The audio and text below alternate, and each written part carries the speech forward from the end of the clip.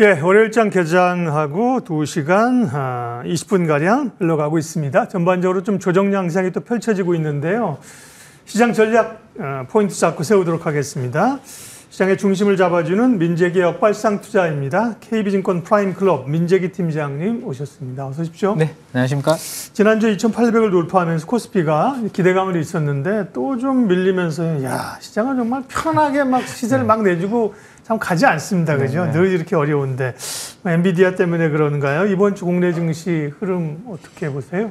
네, 2,800선을 넘어서서 좋다라고 또 했는데 바로 또 2,800선을 반납하는 그러한 그림이라서 좀 아쉽긴 한데요. 네. 뭐 2보 전진을 위한 네. 1보 후퇴라는 좋은 표현이 있는데 네, 좋겠는데요. 네, 기대감을 한번 가져보도록 하겠습니다. 네. 자, 일단은 지금 전체적으로 시장 분위기는 미국의 이제 데이터들은 일단 뭐 금리 인하를 기대할 수 있는 방향성으로 좀 움직이고 있는 상황입니다. 지난주에 이제 소매 판매 데이터가 나왔는데 보통 미국은 이제 소매 판매 데이터가 중요합니다. 소비로 이루어진 나라니까. 그렇죠, 예. 근데 소매 판매 데이터가 조금 부진하게 나왔습니다. 그러니까 경기가 조금 안 좋네. 그러면 금리 인하 기대감 이렇게 이제 요즘은 해석을 많이 하고 있죠. 네, 그런 기대감이 좀 있는 상황이고. 지금 그림에서 보시는 것처럼 미국의 국채 수익률도 안정적인 흐름을 좀 보여주고 있고요. 예. 네, 그다음에 2년물 금리도 10년물 금리 왼쪽이 10년물 오른쪽이 예, 자료가 아직 준비 안 돼서 준비를 저희가 하겠습니다. 네. 말씀하시면요. 네, 예. 그래서 소매 데이터가 별로 안 좋아서요. 전반적으로 금리가 좀 하향 안정화되어 있는 상황입니다. 네. 그러니까 금리 상승에 대한 기대감이 지금 조금 낮아지는 상태다. 예. 그렇게 보시면 되죠. 네.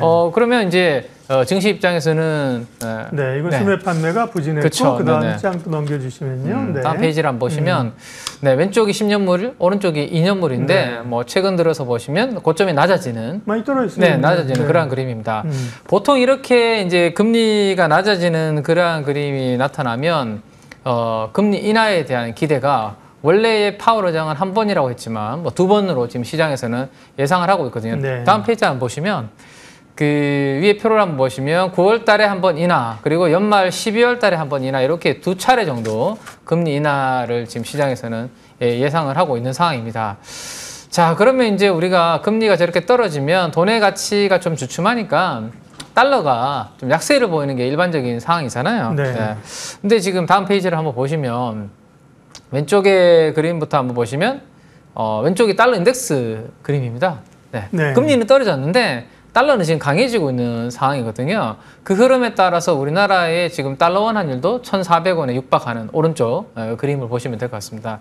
이게 이제 시장의 변동성 요인이 되는 거죠. 원래는 금리와 달러 인덱스가 좀 같은 방향을 그리거든요. 상관관계가 높게. 그렇죠. 근데 예. 지금은 좀 디커플링 되고 있고 우리나라 유로가 좀 흔들려서 그쵸. 유로의 약세고 유로와 그러니까요. 엔화 약세가 맞아요. 영향을 예. 좀 주고 있는 부분도 있죠.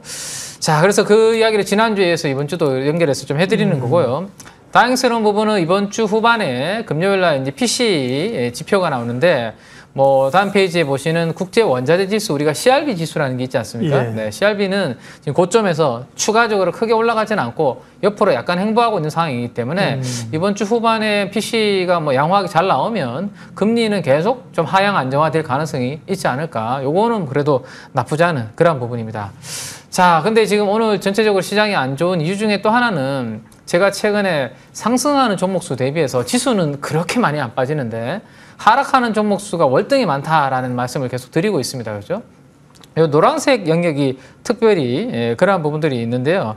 자, 오른쪽을 보시면 코스닥이 특히 하락 종목수가 1,000개가 넘는 날이 3일이나 있고 뭐 900개, 1,000개가 거의 뭐 많습니다. 그리고 지난주에도 1,200개 정도 이렇게 하락하다 보니까 지수는 뭐 고만고만한데 상승 종목수를 찾기가 쉽지 않은 그런 분위기다라고 보시면 될 것 같아요. 자, 요게 좀 뭐 풀려야 됩니다. 그러니까 상승 종목수가 좀 증가를 해야 된다는 거죠.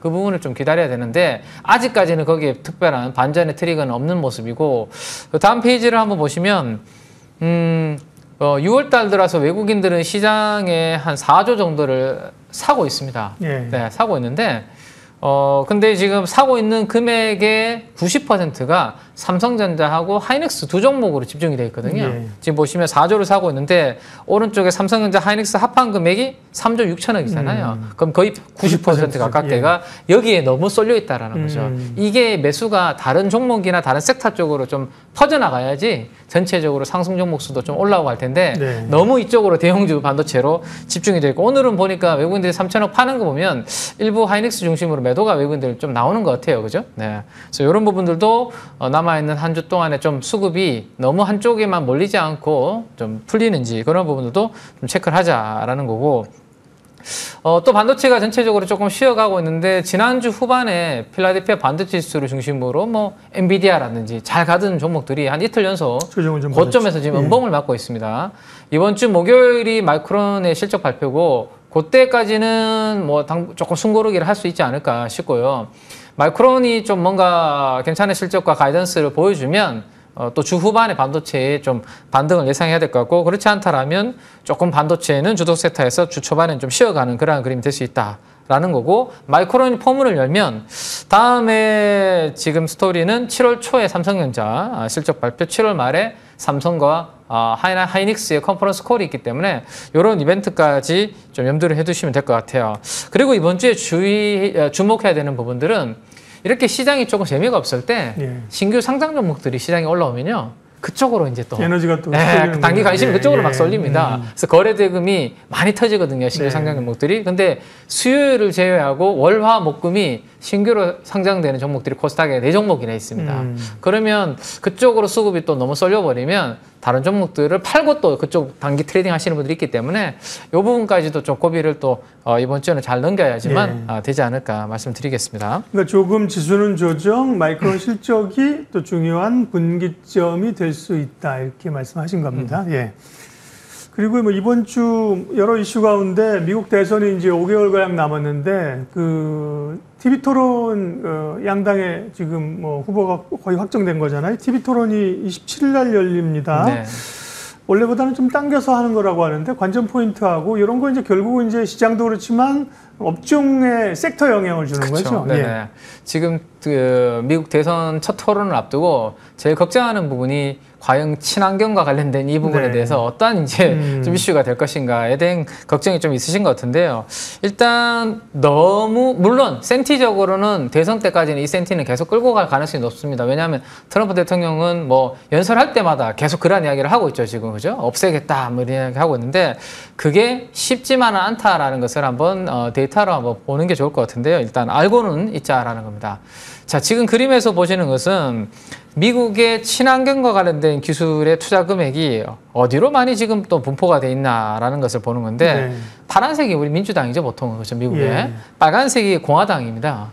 근데 오히려 민주당 지역보다 공화당의 텃밭이라고 해야 되나? 지지 지역이 훨씬 더 투자 금액이 4배 정도 더 많다. 아니, 무슨 화학 기호인 줄 알았어요. 그게 미국 지역을 얘기하는 거군요. 지역과 각 그 주죠, 주를 얘기하는군요. 4배가 공화당의 지지 지역이 훨씬 더 투자가 많이 돼 있다. 바이든 대통령 시절에 지금 그렇게 되고 있다라는 겁니다. 자, 그 다음 페이지는 뭐냐면 이게 이제 바이든 대통령 임기 구간에 친환경과 같은 청정 에너지 기술에 주로 어디에 투자가 돼 있냐는 건데 위에서부터 보시면 배터리, 그 다음에 전기차, 태양광, 원자력입니다. 뭐 이렇게 쭉 보시면 되는데 역시 빨간색이 공화당 지역이거든요.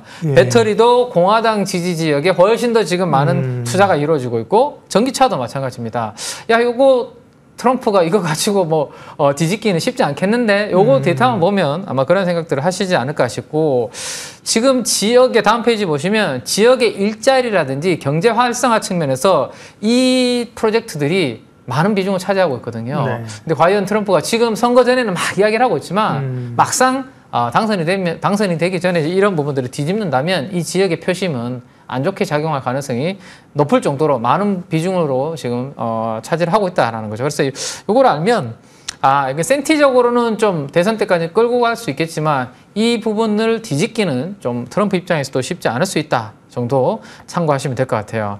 자, 어쨌든 지금은 근소하게 조금 뚜렷한 초록색 영역이 트럼프 지지율인데 바이든보다는 트럼프가 조금 더 높은 상황입니다. 그래서 이 부분이 이번 주에 토론 이후에 어떻게 뒤집힐 것인지 아니면 더 벌어질 것인지를 좀 주목을 해야 되는데 만약에 트럼프가 지금 이 지지율을 유지하거나 더 높아진다라면 과거에 우리가 트럼프 대통령 때 시절에 어떤 지표들이 움직이는지를 알 필요는 있겠죠. 지금 중간의 영역입니다. 중간에 트럼프 대통령 영역이 재정 적자가 GDP 대비해서 재정 적자가 많이 증가를 하는 것을 알 수 있습니다. 그건 뭐 반대로 좀 쉽게 생각해 보면 채권을 많이 예를 들어서 찍어내면 네. 채권 가격 떨어지고 그죠? 금리는 올라가고. 코로나라는 특성이 좀 있었잖아요. 그렇죠. 예. 그 2020년에 그 부분을 네. 제외하더라도 재정 적자는 조금 올라가는 그런 부분들이 좀 있었다라는 거고 그 구간에서 보시면 이제 또 관세 전쟁이 미국하고 중국하고 있었죠. 그러다 보니까 강대강이 부딪히니까 안전한 달러 자산 쪽으로 좀 움직이는 그런 부분들이 다음 페이지에서 보시면 또 그래프에서 보실 수가 있습니다. 그래서 달러 인덱스는 강세를 보이고 미국이 중국으로부터 수입하는 것은 뚝 떨어지고 이런 부분들이 불안한 심리를 자극을 하면서 안전자산의 선호 현상을 만들었다라고 보시면 될 것 같아요. 자, 그래서 단기적으로는 다음 페이지를 보시면 시중금리하고 연관성이 좀 높은 게 테크 섹터인데요. 만약에 트럼프 대통령이 이번에 토론에서 뭔가 우세를 점하게 되면 지난번에 봤던 것처럼 이게 금리가 채권 가격 많이 발행하면서 금리는 좀 올라갈 가능성 이런 부분들을 염두에 둔다라면 테크 섹터는 약간 행보할 가능성이 있겠죠. 그죠? 토론을 한번 보자. 라는 그런 분위기가 형성이 될 수 있습니다. 자, 근데 주 후반에 이제 또 어떤 게 있냐면 미국하고 중국하고 제조업 경기가 발표되는데 지난달까지는 별로 안 좋았는데 이번에는 좀 반등을 할 수 있다라는 기대감이 좀 있습니다. 자, 그렇다면 시장에서는 테크 섹터가 조금 주춤할 때 다른 섹터가 움직일 가능성이 높은데 대표적으로 저는 이제 예전에도 한번 우리가 공부했던 조선이 계속해서 좀 힘을 낼 가능성이 있지 않을까라는 생각입니다. 왜냐하면 신조선가가 지금 괜찮은 구간에 들어와 있는 데다가 최근에 수주가 약간 주춤했는데 이 컨테이너 운임이 강하다 보니까 다시 발주를 좀 낼 수 있고 우리나라 쪽으로 지금 발주가 나오는 모멘텀이 만들어지고 있는 그 부분이 조선한테는 긍정적으로 만들어지고 있는 것 같고요. 자, 길게 봤을 때는 다음 페이지 보시면 지금 바다 위에 떠다니는 배들의 나이가 있습니다. 예, 나이가 있는데 이 나이가 지금 많이 나이가 들어가지고요. 2024년도에 교체해야 되는 배의 수가 기하급수적으로 지금 올라가고 있거든요. 저게 중기적으로 조선의 저는 실적을 계속 뒷받침할 가능성이 있다 앞으로. 왜냐하면 성과는 지금 높잖아요. 거기에서 교체가 일어나면 계속해서 그런 부분들이 생길 수 있다. 마지막으로 이제 밸류에이션인데요. 자, 우리가 변압기라든지 전력기기를 지금 당장이 아니라 2, 3년치 수주를 받아놓았기 때문에 미래의 이익을 땡겨오거나 자산가치를 땡겨와서 밸류에이션을 지금 평가를 해주고 있습니다. 마찬가지입니다. 조선도 지금 실적을 가지고 보면 안 되고요. 적어도 25년, 26년 이때의 실적을 가지고 와서 봐야 되는데 지금 오른쪽 밸류에이션을 보시면 26년 기준으로 10배 정도고요. PBR은 1.3배입니다. 그러면 제가 봤을 때는 충분히 아직은 더 과거의 사이클로 봤을 때는 업황이 좋았을 때 사이클을 대비했을 때는 올라갈 수 있는 여력은 충분히 있지 않나. 하반기부터 실적 잘 나오는 부분부터 아마 주도 섹터가 될 가능성이 높기 때문에 조정받을 때마다 계속 공부를 좀 하실 필요가 있겠다라고 말씀드리겠습니다. 네, 오늘도 미포조선이 5% 이상 올라갑니다. 시장 전략과 함께 주목할 섹터는 조선주를 얘기를 해주셨습니다. KB증권 프라임 클럽 민재기 팀장님 함께했습니다. 고맙습니다. 네, 감사합니다.